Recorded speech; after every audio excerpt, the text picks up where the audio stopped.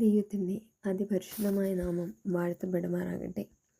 ഇന്നത്തെ ചിന്തയ്ക്ക് തിരഞ്ഞെടുത്തിരിക്കുന്ന വേദഭാഗം സങ്കീർത്തനങ്ങൾ 121 അധ്യായം 5 വാക്യം.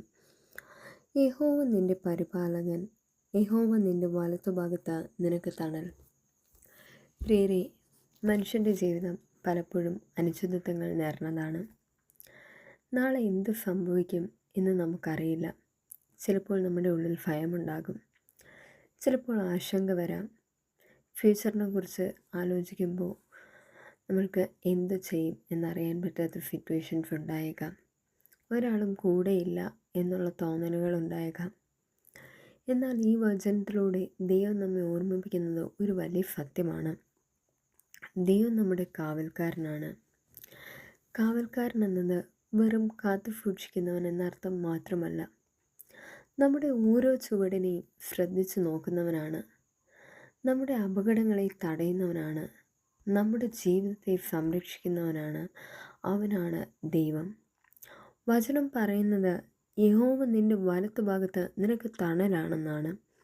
അതായത് നിഴലെന്നാണ് അവിടെ ഉദ്ദേശിക്കുന്നത്. നിഴൽ ഒരിക്കലും നമ്മെ വിട്ടുപോകുകയില്ല. നാം എവിടെ പോകുന്നുവോ അവിടെ നിഴൽ നമ്മോടൊപ്പം ഉണ്ടാകും.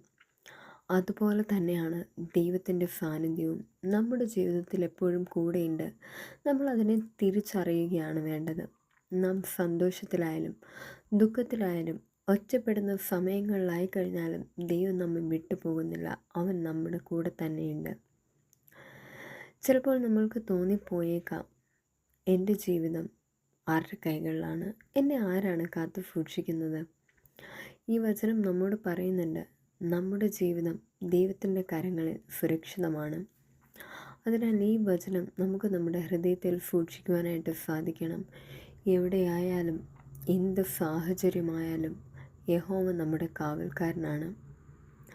ഭയപ്പെടേണ്ട, കാരണം ദൈവം നിൻ്റെ അടുത്താണ് നിൽക്കുന്നത്.